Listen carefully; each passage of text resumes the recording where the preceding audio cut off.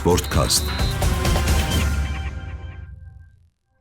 Ես Դավիթ Աղաբեկյանն եմ, սա Sportcast-ի հերթական թողարկումն է, այսօր անդրադառնում ենք հայկական ֆուտբոլին, Հայաստանի Պրեմիեր լիգային երկրորդ մրցաշրջանի երկրորդ հատվածին, մեր ֆուտբոլային ակումբներին, իհարկե նաև մեր ֆուտբոլիստներին, որոնք հանդես են գալիս արտերկրում։ Իմ հյուրն է Fast Media հեռուստաընկերության մեկնաբան Սուրեն Մելիքսեթյանը, Սուրեն, շնորհակալ եմ հրավերս ընդունելու համար։ Եվ հավանաբար սկսենք արտերկրում հանդես եկող մեր ֆուտբոլիստներից, դուք որպես կանոն նաև այսպես ձևակերպեմ, առաջին ձեռքն եք տեղեկատվության հրապարակման, դուք եք իմանում, թե մեր ֆուտբոլիստներից ովքեր են հավանաբար տեղափոխվելու որոշ ակումբներ, նաև եվրոպական ակումբներ, այդ լուրերը որպես կանոն նաև հետագայում հաստատվում են, բայց այդ տեղեկությունները մենք ձեզանից ենք իմանում։ Հիմա ինչ հեռանկար ունի Ստեփանակերտյանը Նյուրնբերգում, ինչ ենք սպասում իրենից եւ ի վերջո այն գծում, որտեղ պետք է հանդես գա Ստեփանակերտյանը, այդտեղ մրցակցությունը մեծ է։ Դավիթ ջան, նախ շնորհակալ եմ հրավերի համար։ Ստեփանակերտյանի տեղափոխությունը Նյուրնբերգ ոչ միայն այս ձմեռային տրանսֆերային պատոհանի ընթացքում, այլ վերջին տարիների ամենահետաքրքիր ու հեռանկարային տեղափոխություններից մեկն է, վստահաբար։ Ես էլ եմ լսել կարծիքներ, որ երկրորդ Բունդեսլիգայի մակարդակը այն չէ։ Իհարկե նման կարծիք արտահայտող ֆուտբոլասերները հավանաբար չեն հետևում երկրորդ Բունդեսլիգային, այնտեղ շատ հետաքրքիր մրցակցություն է, օրինակ երկրպագուների աջակցության տեսանկյունից ոչնչով չի զիջում երկրորդ Բունդեսլիգայի յուրաքանչյուր խաղ գլխավոր Բունդեսլիգայի խաղին եւ ներեցեք, այնտեղ նաև տիտղոսակիր ակումբներ կան։ Հենց Նյուրնբերգը չեմպիոնությունների քանակով միայն Բավարիային է զիջում Գերմանիայում, կարծեմ 9 անգամ, եթե ճիշտ եմ հիշում, Գերմանիայի չեմպիոն են դարձել։ Շատ մեծ ակումբ է, պատմական, տիտղոսակիր ակումբ է։ Միայն դրականը կարելի է տեսնել։ Ես շատ ուրախացա Ստեփայի տեղափոխության համար եւ նաև մի հրապարակում էի արել, որտեղ հենց առաջին հայացքից այդ հեռանկարների մասին էի խոսում։ Նյուրնբերգը վերջին 3 տարիներին 4 պաշտպանների տրանսֆերային իրավունք է վաճառել, 3-ը Բունդեսլիգայի թիմերի, 1-ը Պրահայի Սպարտային։ Այդ 4 ֆուտբոլիստներն էլ այսօր իրենց նոր ակումբներում առանցքային խաղացողներ են, հիմնական կազմի ֆուտբոլիստներ են։ Սա նշանակում է, որ Նյուրնբերգը, որը մի փոքր զարմանալի է, բայց երկար ժամանակ արդեն չի կարողանում վերադառնալ Բունդեսլիգա, բայց գոնե իր լավ ֆուտբոլիստներին կարողանում է շատ ավելի բարձրակարգ ակումբներ ուղարկել։ Ստեփանակերտյանի հետ դուք խոսել եք, նայեք այդ ընթացքում, տրանսֆերի ընթացքում, ինքը ինչ հեռանկարներ էր տեսնում։ Դե շատ այլ ակումբներ են հետաքրքրված իր ծառայություններով։ Երկրորդ Բունդեսլիգայից մեկ այլ ակումբ կար, Բրաունշվեյգի Այնտրախտը, ներողություն եմ խնդրում, Գրոյտեր Ֆյուրտը, Այնտրախտը Ռանոսի նոր թիմն է։ Գրոյտեր Ֆյուրտը Շվեյցարիայից Young Boys-ը, լեհական ակումբներ, պորտուգալական մեկ ակումբ, ես իմ հրապարակման մեջ չեմ ասել, բայց Ասերյան ներկայացնող ակումբներից մեկն էլ ցանկանում էր Ստեփանակերտյանին հրավիրել, սա էլ որպես ինսայդ արդեն ձեր տաղավարում, անունը չեմ նշի ակումբի։ Ինքն ընտրել է Նյուրնբերգի տարբերակը, շատ մանրամասներ ես չեմ խոսել, քանի որ այս քանի օրվա ընթացքում ինքը շատ զբաղված է, ես էլ չեմ սիրում ֆուտբոլիստներին ավելորդ անհանգստացնել, բայց խոսել եմ այն մասով, ինքն էլ ասաց, որ սա շատ լավ տարբերակ էր ու ես համաձայն եմ այն բոլոր տարբերակների մեջ, որ ուներ, բոլոր դրական եւ բացասական կողմերը դիտարկելով Նյուրնբերգը ամենալավ տարբերակն էր։ Շատ հետաքրքիր պաշտպանության գիծ ունեն վրացի, թուրք, հայ եւ այնտեղ կա Բավարիայի ֆուտբոլիստ, որը վարձավճարով է խաղում պաշտպանության կենտրոնում։ Մկրտչյանը 3-4 ֆուտբոլիստների հետ է մրցակցելու պաշտպանության կենտրոնում խաղալու համար։ Նորամուտը նշեց Լուկա Լոչոշվիլիի հետ, Վրաստանի հավաքականի կենտրոնական պաշտպանի հետ։ Ճիշտ է, մի փոքր լավ չդասավորվեց, քանի որ իր խախտման հետևանքով 11 մետրանոց եղավ գոլ ընդունեցին։ Միգուցե երկրորդ գոլի դրվագում էլ որոշակի բաց թողում ինքը ուներ, բայց Միրոսլավ Կլոզեն գլխավոր մարզիչը խաղից հետո նշեց, որ Ստեփանը ընդամենը 2 օր էր մարզվել թիմի հետ ու նորմալ է, որ ժամանակ է հարկավոր, բայց Խաղային կապերը դեռևս հաստատված այո, բայց կարևորեց այն, որ օրինակ հավաքականում խաղալու մեծ փորձ ունի, իսկ ինքը գնահատում է դա եւ հենց դա էր պատճառը, որ Վրաստանի ու Հայաստանի հավաքականների կենտրոնական պաշտպանները խաղացին կողքի, նաեւ Կլոզեի նման լեգենդար անվանի մարզչի հետ աշխատելը կարծում եմ շատ բան կտա եւ նաեւ խաղադաշտից դուրս Ստեփային ես դրականն եմ տեսնում ու լավ հեռանկարներ եմ տեսնում, որ ապագայում նա քայլ առաջ է կատարելու, նախ այստեղ պետք է ամրապնդվել։ Ինչու եմ սա ասում, որովհետև օրինակ երբ նոր էր Օսիեկ տեղափոխվում Հայաստանի առաջնությունից, շատերը թերահավատորեն էին մոտենում։ Ես փորձում էի հակադարձել, որովհետև ես տեսնում էի Ստեփա Մկրտչյանի մեջ լավ որակներ եւ իրեն էլ ճանաչելով շատ նպատակասլաց աշխատասեր լավ անձնավորություն է ու այդ ամեն ինչը չի կարող անարդյունք մնալ, այնպես որ ես հավատում եմ, որ ամեն ինչ ել ավելի լավ է լինելու։ Հաշվի առնելով նաեւ իր տարիքը, պետք է նաեւ կանխատեսենք, որ իր կարիերայի գագաթնակետին նա կփորձի հասնել հենց եվրոպական մրցաշարերում, նաև Գերմանիայի Բունդեսլիգայում։ Եթե կարելի է մի փոքր շարունակելով նաև ձեր նշածը, այս պայմանությամբ Հայաստանի հավաքականի ֆուտբոլիստների ակումբները, եթե մենք դիտարկենք, դե Հենոն այլ պատմություն է, չնայած հիմա հավաքականում չի խաղում ցավոք։ Ինտերից հետո մենք չունենք հիմա հավաքականի այլ ֆուտբոլիստ, որը այնքան բարձրակարգ եւ անվանի ակումբում խաղա, ինչպեսին Նյուրնբերգն է։ Կարող ենք բոլոր ակումբները դիտարկել, հա, Ցերվենա Զվեզդան մեծ ակումբ է, պատմություն ունեցող, կա Սլովանը, կա Կրասնոդարը, մյուսը, բայց Նյուրնբերգ երկրորդ Բունդեսլիգա, Գերմանիայի տիտղոսակիր ակումբներից մեկը, սա շատ լավ տարբերակ է։ Մեկ այլ տեսանկյունից, եթե նայենք, հայկական դպրոց ստացած ֆուտբոլիստներին դիտարկենք, Էլի Մխիթարյանը բացարձակ առաջատար է, Մխիթարյանից հետո ունեցել ենք Վարազդատ Հարոյան, որը հասել է Լա Լիգա Կադիս, մեկ մրցաշրջան է անցկացրել, ունեցել ենք հիմա կա Ստեփա Մկրտչյանը եւ Գևորգ Ղազարյան, որը Օլիմպիակոս է հասել, երևի ամենաանվանի ակումբը, որ Ղազարյանը խաղացել է։ Էլի Ստեփա Մկրտչյանի Նյուրնբերգ տեղափոխությունը անգամ վերջին 15-16 տարիների top 4-5-ի մեջ է։ Ես այսպես որոշ ֆուտբոլասերներ գուցե եւ վիճեն նշեն, որ ինձ շատ են վիճում, ես խնդիր չունեմ։ Գիտեք, Նաիր Տիկնիզյանը հանդես է գալիս Ցերվենա Զվեզդայից, իսկ Ցերվենա Զվեզդան խոշորագույն Եվրագավաթ նվաճած ակումբ է։ Նյուրնբերգը չի ասել։ Հա, բայց Նյուրնբերգն էլ շատ անգամներ Գերմանիայի չեմպիոն է դարձել։ Հիմա այսպես կարող ենք դիտարկել ֆինանսական հնարավորություններով Նյուրնբերգը հաստատ գերազանցում է։ Իհարկե։ Ենթակառուցվածքներով, հա, Ցերվենա Զվեզդան շատ լավ բազա ունի, որտեղից տաղանդներ են դուրս գալիս, բայց մակարդակի մասին եմ ասում, ժամանակակից պայմանների։ Նյուրնբերգը հաստատ ավելի լավ պայմաններ ունի իր ֆուտբոլիստների զարգացվածության համար։ Չգիտեմ, Նյուրնբերգի խաղերին հաստատ ոչ պակաս երկրպագուներ են աջակցում, ինչպես Ցերվենա Զվեզդայի։ Ի վերջո Բունդեսլիգայի, այդ երկրորդ Բունդեսլիգայում էլ մրցակցությունը շատ թեժ է ու նույն հավանականությամբ կարող էր մի քանի միավոր ավել ունենալու դեպքում հիմա Նյուրնբերգը լինել են գոտյուն, որը թույլ կտար վերադառնալ վերջապես Բունդեսլիգա, իսկ Ցերվենա Զվեզդային մենք չենք տեսել երբեք կանոնավոր Բունդեսլիգայում խաղալիս, որ հասկանանք ինչքան բարձր տեղերում կարող է լինել կամ թեկուզ հենց երկրորդ բայց մակարդակը տեսնում ենք տվել ակումբի Չեմպիոնների լիգայում կամ այլ եվրագավաթներում։ Սա անցնում ենք Նաիր Տիկնիզյանին, այս ժամանակահատվածում շատ խոսվեց Նաիր Տիկնիզյանի մասին, որոշակի տեղեկություններ են հրապարակվում, հետո հերքվում, որ Նաիր Տիկնիզյանը պետք է տեղափոխվի Ցերվենա Զվեզդայից այլ ակումբ։ Այո,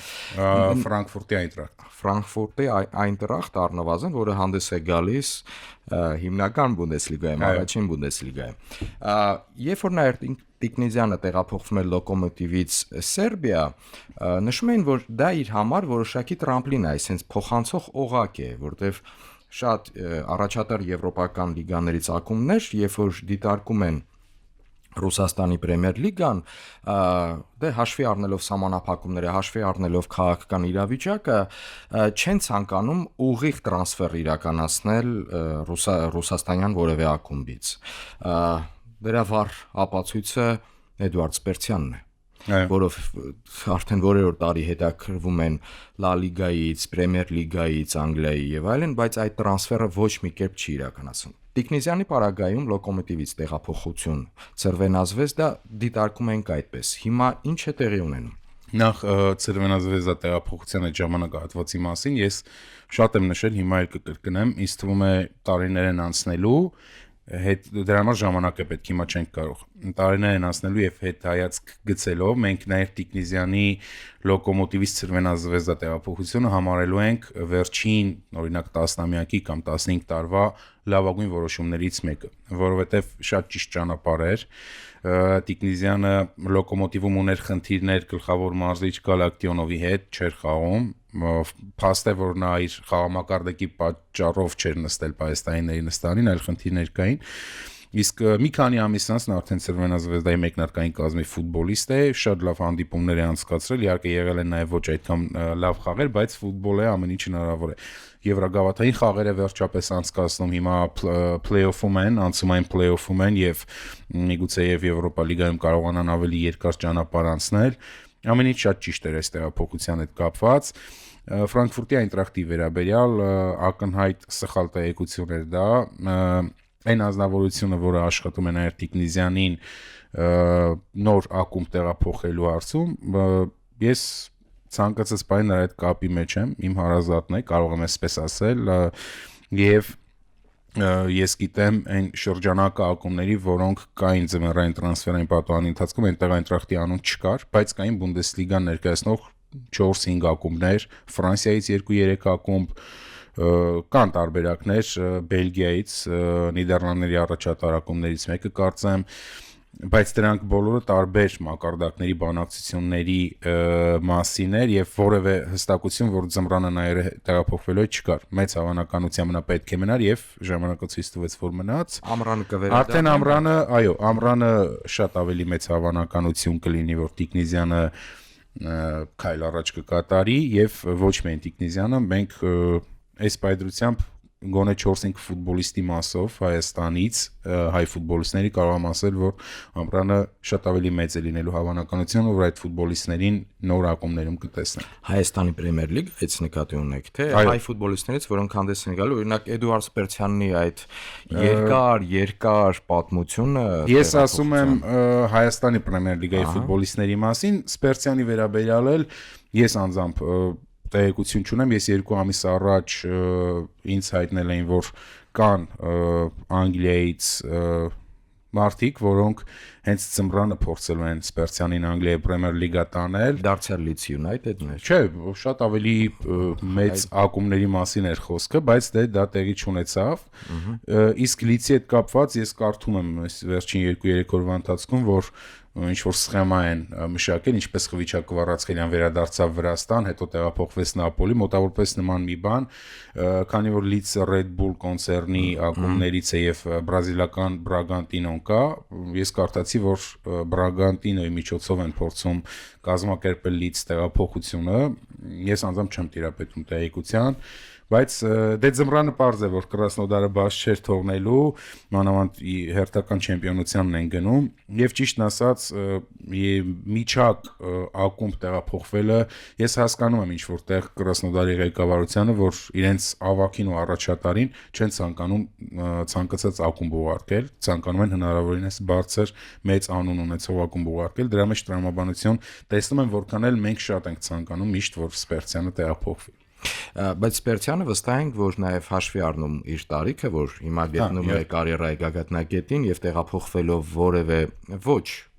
այդպես գրանտ ակումբ կամ ոչ առաջատար ակումբ, որը մրցում է եւ նպատակ է դրել տիտղոսների համար պայքարի մեջ մտնելու, ինքը կարող է ժամանակ կորցնել այդտեղ։ Հիմա նույն Սաութհեմփթոնի մասին ես ամռանը երբ որ կար խոսակցություն, որ շատ մոտ էր մի պահ տեղափոխվելուն, ես ուրախ էի, ես ի տարբերություն շատերի ասում էի, որ լավ է, բայց ժամանակի ընթացքում ես էլ իմ կարծիքը փոխեցի, որովհետև նախ չտեղափոխվեց ինքը, հետո հիմա Սաութհեմփթոնը չեմպիոնշիփում միջին տեղերում է, այն դեպքում, երբ նախորդ մրցաշրջանում օրինակ առաջատարներից մեկն էր եւ փորձում էր մտնել Պրեմիեր լիգա, Այո, հիմա միգուցե եթե Սպերցյանը լիներ, այնտեղ թիմի արդյունքներն էլ ավելի լավը լինեին, բայց համենայն դեպս հիմա տեսնում ենք, որ մեծ հավանականություն կար, որ Սպերցյանը կարող էր խաղալ Championship-ի միջին տեղերը զբաղեցնող թիմում, որը հաստատ այն հեռանկարը չէ, որը շատ անգամ ճահիճ է, որտեղ տեղափոխվում է։ Նաև իր ռիսկերը ունի ամեն դեպքում։ Անցնենք մյուս ֆուտբոլիստներին, հասցնենք անդրադառնալ Հրանտ Լեոն Ռանոսի այս երկար պատմությունը արդեն մի քանի տարվա չխաղալը երկար ժամանակահատվածում ի վերջո երկրորդ Բունդեսլիգայում նա իր ֆուտբոլը կցուցադրի թե ոչ։ Ուրախ եմ, որ Ռանոսը տեղափոխվեց այնպիսի թիմ, որտեղ երևի ավելի շատ խաղաժամանակ կստանա։ Ինքը ես անձամբ իրեն չեմ ճանաչում, բայց տպավորություն է կողքից, որ շատ ամբիցիոզ տղա է ու այս ընթացքում միշտ ցանկացել է ապացուցել, որ Մյունխեն-Գլադբախի Բորուսիայում ինքը խաղալու է, բայց ժամանակը ցույց տվեց, որ սխալ տեղում է եւ պետք է ինչ-որ բան փոխել, ու այս տեղափոխությունը լավ էր։ Նախորդ մրցաշրջանում էլ վարձավճարով Կայզերսլաուտերն տեղափոխվեց էլի երկրորդ Բունդեսլիգա, այնտեղ վնասվածք ստացավ ու այդ մի քանի ամիսը մեծ հաշվով ոչինչ չտվեց էլի իրեն։ Հիմա վնասվածք չունի, մեկ ամիս առաջ գոնե մի քանի խաղ անցկացրեց Բորուսիայում Բունդեսլիգայում, դա երևի թույլ կտա իրեն ավելի շուտ մարզավիճակ գտնել Բրաունշվեյգի Այնտրախտում, մեկ խաղի արդեն մասնակցել է փոխարինման դուրս գալով։ Բնականաբար շանսերը խաղալու կմեծանան, իսկ Ռանոսը արդեն ցույց տվել է մեզ, որ ունի լավ որակներ եւ խաղային պրակտիկա ունենալու դեպքում կարող է լավ ֆուտբոլ խաղալ, այնպես որ երևի թե մենք կարող ենք գոնե երկրորդ Բունդեսլիգայում տեսնել շատ ավելի արդյունավետ եւ մշտապես խաղացող Ռանոսի, ինչը կուրախացնի բոլորիս։ Վան Բիչախչյանի եւ Տիգրան Բարսեղյանի պարագայում Լեգիան ու Սլովանն այդ առավելագույն մակարդակն է, որտեղ կարող են իրենք հանդես գալ։ Բարսեղյանից երևի սկսեմ, հիմա իր մոտ արդեն այն տարիքն է, որ աստիճանաբար կմոտենա կարիերայի ավարտին, իհարկե չեմ ասում մյուս տարիք ավարտի, բայց 30-ն անց է Տիգրանը,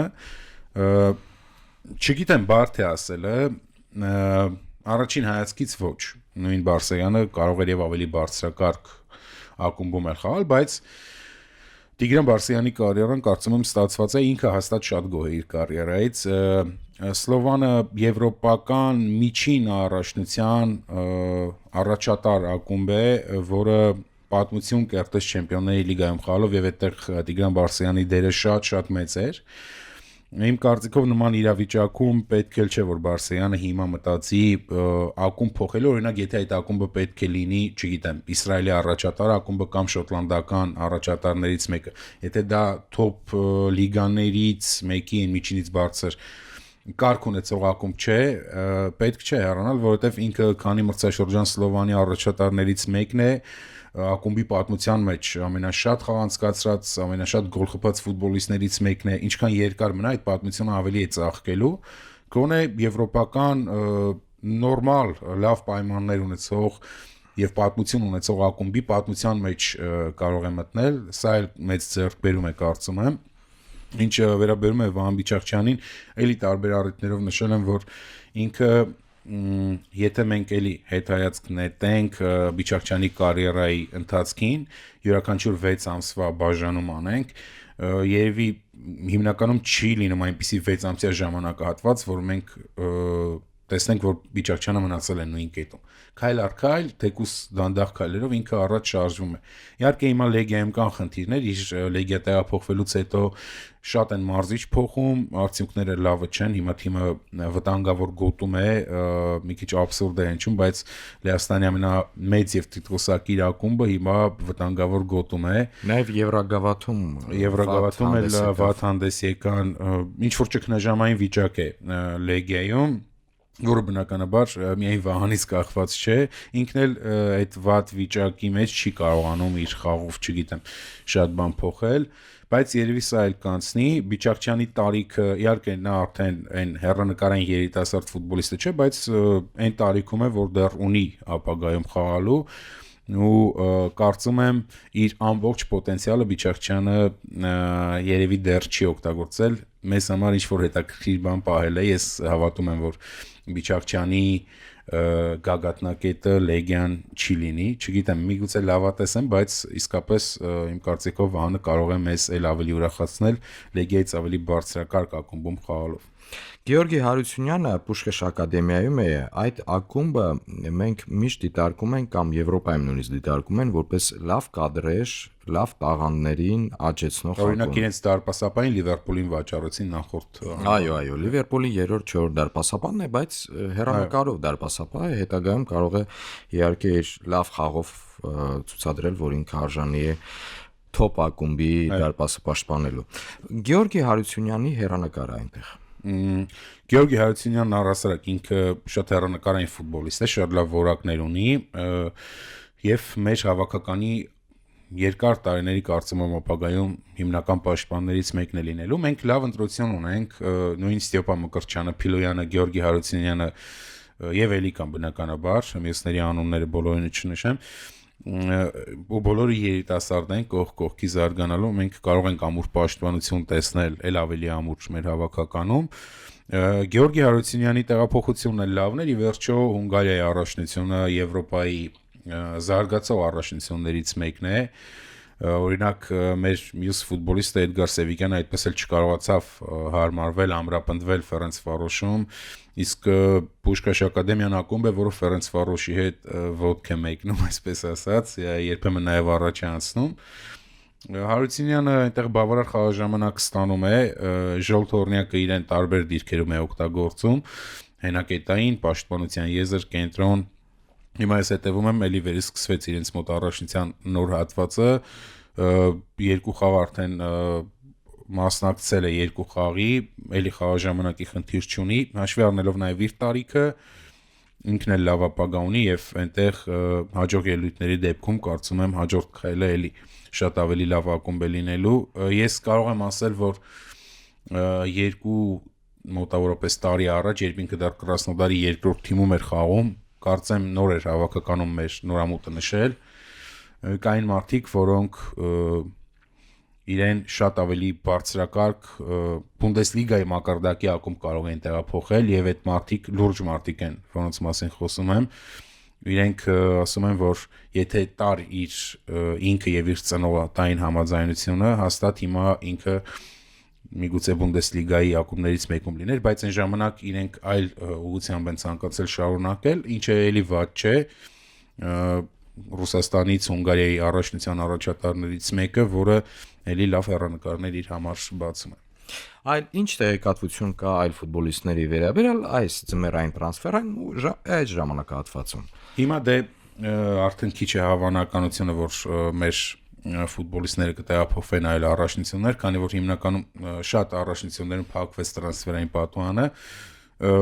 4-5 ֆուտբոլիստներ ակտիվ աշխատում են, իրենց ներկայացուցիչները, Հենրի Ավակյանը օրինակ, որը անգամ Լիգա 1-ից տարբերակ ուներ, բայց Հենրին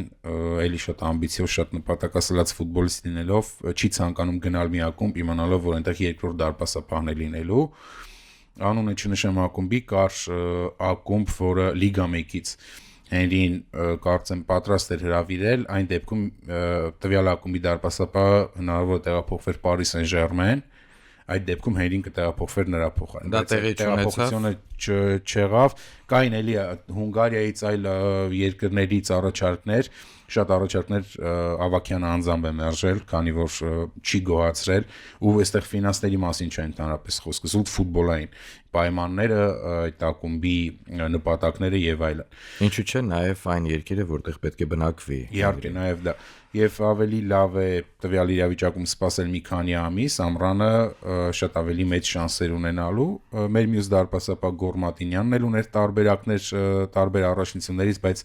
Ուրարտուի եւ այդ ակումբների միջև բանակցությունները այդքան էլ դրականին չտարան, որ գործարք տեղի ունենա եւ նա էլ առայժմ կմնա։ Նարեկ Հովանեսյանը ամռանը կլինի գլխավոր այն ամենաքաղցր պատառներից մեկը երևի մեծ հավանականությամբ Նարեկը ամռանը կարող է լավ նոր թիմ ունենալ, Պետիկ Վանոկյան, չգիտեմ, Արայիկ Էլոյան, այսանք ֆուտբոլիստներ են, որոնց հետ կապված ես որոշակի տեղեկություն ունեցել եմ, բայց հստակություն այս պայդրությամբ բնականաբար չկա, ամռանը շանսերն ավելի են մեծանալու։ Սուրեն, վերջին ժամանակահատվածին մեր զրույցի մոտեցանք կարճ հարցեր։ Նախ մեր Պրեմիեր լիգան, Հայաստանի Պրեմիեր լիգան ամսվա ավարտին կմտնի արդեն մրցաշրջանի երկրորդ հատված, մենք տեսնում ենք, որ առաջատարը Արարատ Արմենյանն է եւ որոշակի միավորների պաշար ունի երկրորդ հորիզոնականում գտնվող Ուրարտուից, Նոան բավական հետ է ընկել եւ այս մրցաշրջանում մեր առաջնությունում լավ հանդես չի գալիս, բայց գուցե եւ ամեն ինչ սպասելի է, չէ՞, ամեն ինչ սպասելի։ Հատկապես Հայաստանի առաջնությունում Գառնանը միշտ ամեն ինչ սպասելի է, շատ բան է փոխվում։ Ես հետևում եմ թիմերը ինչպես են իրենց հավաքներն անցկացնում, առայժմ շատ ակտիվ չեն, գոնե պաշտոնական տեղեկություններ այդքան էլ շատ չկան, ինչ համալրումներ եւ այլն կան, չնայած Արարատ Արմենյան արդեն պաշտոնապես 3 նորեկի ներկայացրել է, առաջին հայացքից 3-ն էլ լավ ֆուտբոլիստներ են, բայց առաջին հայացքի շատ քիչ է, փորձը ցույց է տալիս։ Նոայում դեռ պաշտոնապես չկան նոր ֆուտբոլիստներ, ես մեկի մասին գրել էի, խորվատ ֆուտբոլիստ է Շոտլանդիայի առաջնությունից, նրան գործի մեջ տեսնել է պետք, ճիշտն ասած թիմի հետ հավաք էր անցկացնում, ես չգիտեմ նրա այդ պայմանագիր ստորագրվեց թե ոչ։ Աստանայի հետ այդ աղմկահարույց ընկերական խաղի մասնակից էր։ Հիմնական կազմում չկար, միգուցե փոխարինման է դուրս եկել, եթե ճիշտ եմ հիշում, բայց էլի այնտեղ տեղեկություններ հայտնվել էին, որ Բիչակչյանի նախկին ակումբից Պոգոնից կա ֆուտբոլիստ, որը կարող է նոա տեղափոխվի, լուր են առայժմ, Փյունիկն է մեկ փորձառու հարձակվող ձեռք բերել, Դաշյանը տեղափոխվեց Փյունիկ, Ուրարտուն ունի 1-2 նորեկ։ Ես հետաքրքիր Գառնանային հատված սպասում եմ եւ այստեղ ամենևին փաստ չէ, որ նոան շատ հեշտությամբ էլի չեմպիոն է դառնալու, հաշվի առնելով այն, ինչ որ կատարվել է եւ այս պայդրությամբ տարբերություն մեկ խաղ պակաս է անցկացրել առաջատարից, բայց միավորների տարբերությունը 11 է, դա քիչ չէ։ Այո, 11 է եւ Արարատ Արմենյան գոնե ամենաակտիվն է պաշտոնապես իր նորեկների, հարցում 3 նորեկ ունեն, էլի եմ ասում, լավ որակներով ֆուտբոլիստներ են։ Ու միգուցե Ուրարտուն, Ալաշկերտն է շատ հետաքրքիր տրանսֆերային քաղաքականություն տանում, անգամ տրանսֆերային գումար են վճարում ֆուտբոլիստի տրանսֆեր են ձեռք բերում, մի քանի լավ հետաքրքիր նորեկներ ունեն, այնպես որ այս վերևի 4-5 թիմերը շատ հետաքրքիր պայքար են կարծում եմ ապահովելու բոլորիս։ Եվ վերջին հարցը Նոային վերաբերող, Նոան նախապատրաստվում է Կոնֆերենցիա լիգայի անցումային փուլի մրցակցությանը նիդերլանդական ակումբի հետ, դիտխոսակիր հայտնի ակումբի հետ, որը հիմա գտնվում է Նիդերլանդներում վերելքի վրա։ Մենք տեսնում ենք վերջին խաղերը, ճիշտ է, պարտությունն էլ այնտեղ կրեց Ազե Ալկմարը, բայց Ազե Ալկմարի ուժը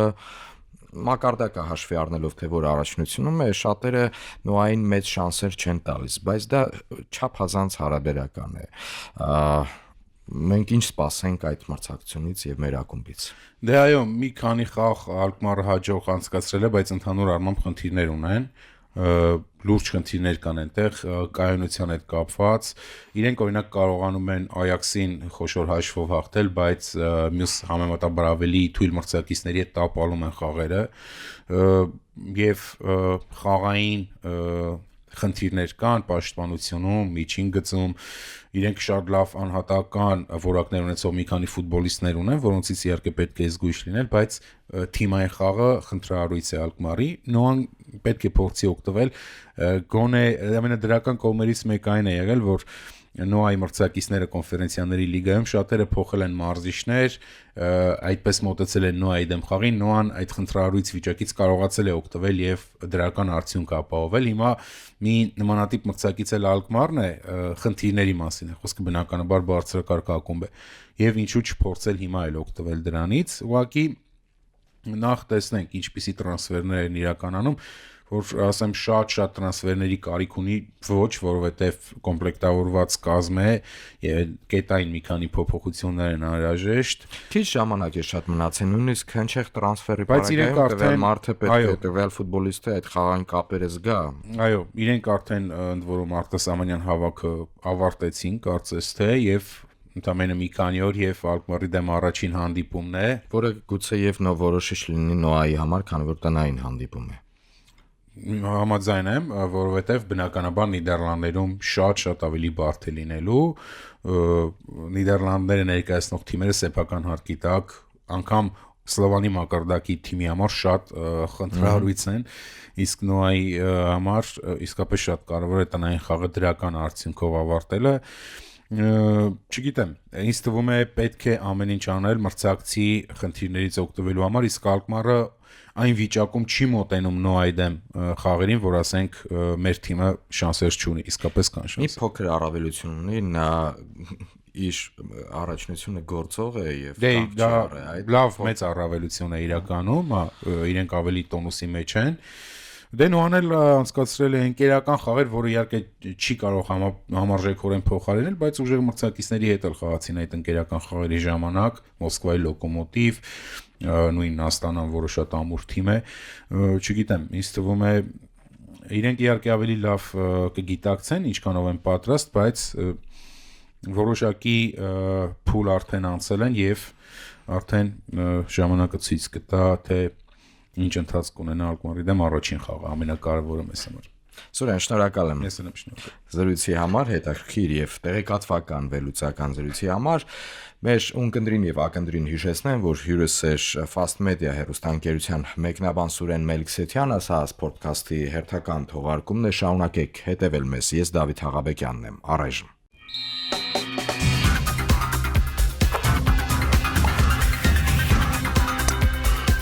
Sportcast